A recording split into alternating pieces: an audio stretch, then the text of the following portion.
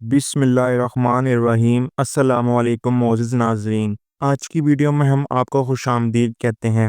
ناظرین، آج کی ویڈیو میں ہم آپ کو حضرت امام زین العابدین علیہ الصلوۃ والسلام کی زندگی کے بارے میں کچھ معلومات فراہم کریں گے، اور ساتھ میں واقع کربلا کے بعد ہونے والے واقعات کے بارے میں آپ کو معلومات فراہم کریں گے۔ تو آپ سے گزارش کرتے ہیں کہ اس ویڈیو کو اینڈ تک لازمی دیکھیے گا، اور اگر ویڈیو پسند آئے تو ویڈیو کو لائک کر کے چینل کو سبسکرائب بھی ضرور کریے گا۔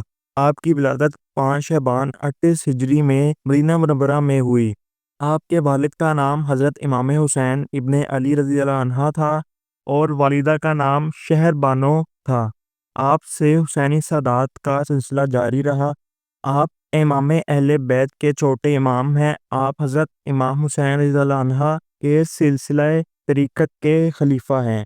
کربلا کے واقعے میں حضرت امام زین العابدین 61 ہجری میں ہوئی جنگ کربلا کے موقع پر آپ شدید بیمار تھے۔ جب تمام ساتھیوں کے شہید ہونے کے بعد امام حسین رضی اللہ عنہ میدان جنگ میں جانے سے پہلے آپ کے پاس آئے، تو آپ نے بستر سے اٹھنے کی کوشش کرتے ہوئے کہا کہ ابا جان، ابھی میں موجود ہوں، اس لیے آپ سے پہلے مجھے میدان جنگ میں جانے کی اجازت دیں۔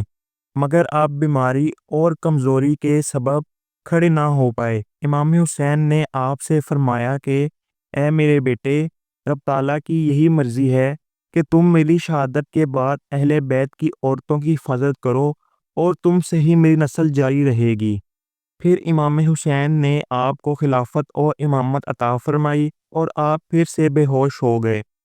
امام حسین رضی اللہ عنہ کی شہادت کے بعد یزیدی لشکر امام کے خیموں کو لوٹ لیے اور جلا دیے، اور اہل بیت کی مقدس خواتینوں کو بے پردہ کرنے کی گستاخی شروع کر دی، اور محرم کی 11ویں رات کو امام زین العابدین کو اور عورتوں اور بچوں کو کھلے میدان میں گزارنی پڑی۔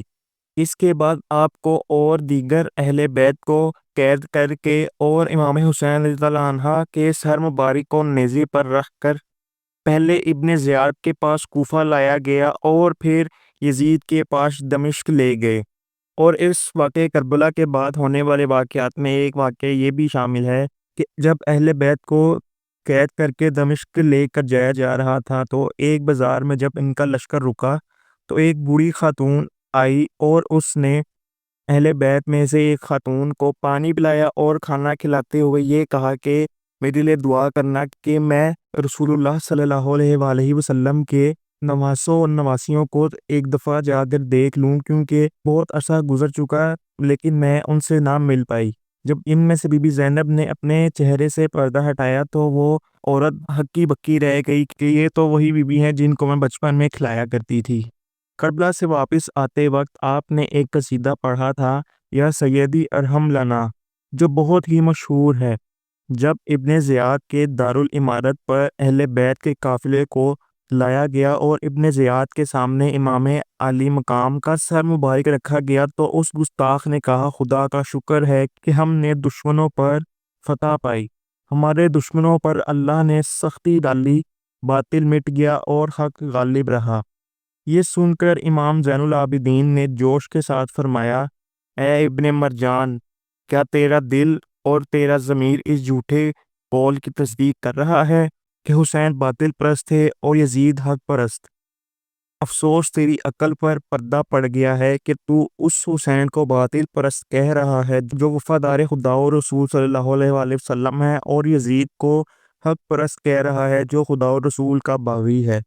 راستے میں امام حسین رضی اللہ عنہ کے سر مبارک سے بہت بے حرمتی کرنے کی کوشش کی گئی، اور راستے میں ایک جگہ پر ان کے سر مبارک کو رکھا گیا، جس پتھر پر ان کا سر مبارک اس وقت رکھا گیا کہا جاتا ہے کہ ہر سال اس پتھر سے خون جاری ہوتا ہے۔ اس کے بعد یزید کے دربار میں اہل بیت کے قافلے کو لایا گیا۔ جب یزید کے دربار میں یہ خبر پہنچی کہ اہل بیت کو قید کر کے لایا جا رہا ہے اور حسین رضی اللہ عنہ کو شہید کر دیا گیا ہے، تو اس نے جشن منانا شروع کر دیا۔ اس بدبخت نے بازار سجا دیے اور اپنا دربار سجا دیا، اور گانے بجانے لگا اور شراب کا وافر انتظام کر لیا۔ اس کے بعد جب یزید کے دربار میں اہل بیت کے قافلے کو لایا گیا، تو اس کے منہ پر ایک الگ ہی خوشی جاری تھی، کہ میں نے ان پر فتح پا لی، اور اس کے سامنے امام حسین رضی اللہ عنہ کا سر مبارک پیش کیا گیا تو اس بدبخت نے ان کے سر مبارک اور منہ مبارک پر چھڑی مارنا شروع کر دی، جس پر ایک صحابی رسول صلی اللہ علیہ وآلہ وسلم سامنے آئے اور کہا، اے بدبخت، کچھ تو شرم کر، میں نے اس منہ پر رسول خدا صلی اللہ علیہ وآلہ وسلم کو چومتے ہوئے دیکھا ہے۔ یہ سن کر اس نے ان صحابی رسول کو قید کروا دیا۔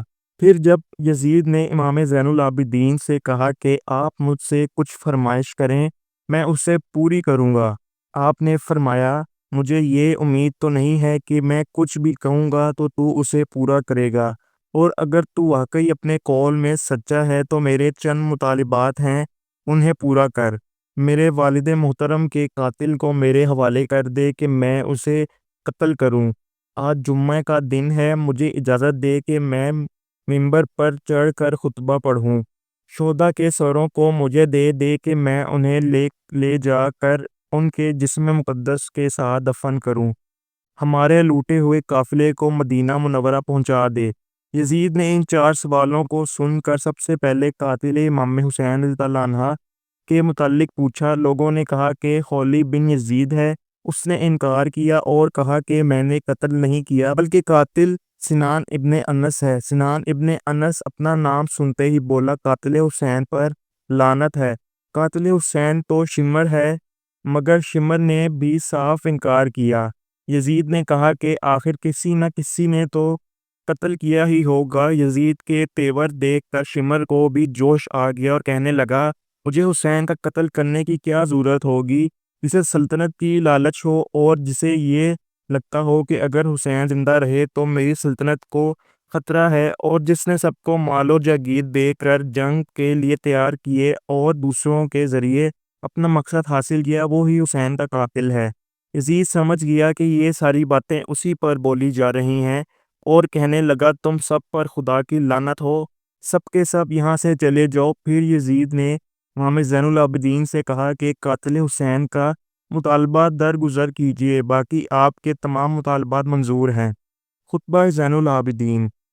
پھر یزید امام کو لے کر جامع مسجد پہنچا۔ جامع مسجد پہنچنے کے بعد یزید نے دیکھا کہ بڑی تعداد میں لوگ موجود ہیں، جن میں شام کے بڑے بڑے امراء اور رئیس بھی ہیں، تو اس نے ایک شامی خطیب کو اشارہ کیا۔ وہ فوراً ممبر پر چڑھ گیا اور خطبہ شروع کر دیا، جس میں بنی ابو سفیان کی تعریف اور بنی ابو طالب کی برائی کی۔ لوگوں نے امام زین العابدین کو دیکھ کر ان کو خطبہ دینے کے لیے اصرار کیا۔ پھر آپ ممبر پر تشریف لائے اور حمد و ثنا کے بعد عظیہ نصیحت فرمائی، اے لوگو، دنیا اور اس کے فریب سے بچو۔ تم سے پہلے ایسے لوگ گزرے ہیں جن کے مال اور عمر تم سے زیادہ تھی، مگر ان کے جسموں کو مٹی نے کھا لیا۔ چنانچہ دنیا میں مشغول رہنا بے فائدہ ہے، لہٰذا اپنی گزشتہ اور آئندہ کی زندگی پر غور کرو۔ نفسانی خواہشات سے ہو کر عمر کی مدت ختم ہونے سے پہلے دنیا میں نیک کام کرو، جن کا اچھا صلہ تمہیں آئندہ ملنے والا ہے۔ ان اونچے اونچے محلوں سے بہت جلد قبروں کی طرف بلائے جاؤ گے اور اچھے برے کاموں کے بارے میں تم سے حساب لیا جائے گا۔ پھر آپ نے فرمایا، اے لوگو، خدا نے اچھی آزمائش کے ساتھ ہمارا امتحان لیا، ہمیں علم و ہدایت عطا فرمائی اور ہمارے مخالفوں کو گمراہی کا جھنڈا دیا، اور ہمیں جملہ عالمین پر بزرگی عطا فرمائی، اور ہمیں وہ عطا فرمایا جو مخلوق میں سے کسی کو عطا نہیں فرمایا۔ ہمیں 5 چیزوں سے مخصوص فرمایا جو مخلوق میں سے کسی میں ایک ساتھ نہیں پائی جاتی: محبت خدا، محبت رسول، علم، شجاعت اور سخاوت۔ پھر آپ نے فرمایا، جو مجھے جانتے ہوں اور جو مجھے نہ جانتے ہوں، اب جانے کہ میں حضور رسول اللہ صلی اللہ علیہ وآلہ وسلم کی آنکھوں کا نور ہوں اور ابن حسین بن علی ہوں۔ میرے والد سبط رسول صلی اللہ علیہ وآلہ وسلم کے میدان کربلا میں 3 دن بھوکا پیاسا مظلوم شہید کیا گیا۔ یہ سن کر مسجد میں کوہرام مچ گیا، اہل دمشق بے قرار ہو گئے۔ یزید نے خوف زدہ ہو کر مؤذن کو جلدی سے اقامت کے لیے اشارہ کیا۔ یزید کی بیوی کا خواب۔ اس کے بعد یزید جامع مسجد سے اپنے گھر پر آیا تو اس کی بیوی نے بتایا کہ آج رات میں نے خواب دیکھا ہے کہ آسمانوں کے دروازے کھلے ہیں، فرشتوں کی جماعتیں آ رہی ہیں اور سارے امام حسین کے قریب آ کر رکتی ہیں اور عرض کرتے ہیں کہ السلام علیکہ یا ابو عبداللہ۔ پھر ایک بادل آسمان سے اترا، یوں تو اس میں بہت آدمی ہیں، لیکن چاند سے زیادہ روشن و منور چہرے والے ایک شخص آگے بڑھے اور سارے امام پاک کے قریب پہنچ کر بہت روئے اور فرمایا، سلام تم پر اے میرے جگر، ان ظالموں نے تم پر بہت ظلم کیا، پانی بھی بند کر دیا، تمہیں قتل بھی کر دیا۔ کیا تم یہ سمجھتے ہو کہ وہ تمہارے خاندان اور رتبے کو نہیں پہچانتے؟ اس خواب کے بارے میں سن کر یزید نے امام زین العابدین کو بلایا اور کہا کہ جو کچھ ہونا تھا ہو چکا، اگر آپ یہاں رہنا چاہتے ہیں تو قیام فرمائیں، میں خدمت کے لیے حاضر ہوں، اور اگر جانا چاہتے ہیں تو سفر کا انتظام کروا دوں۔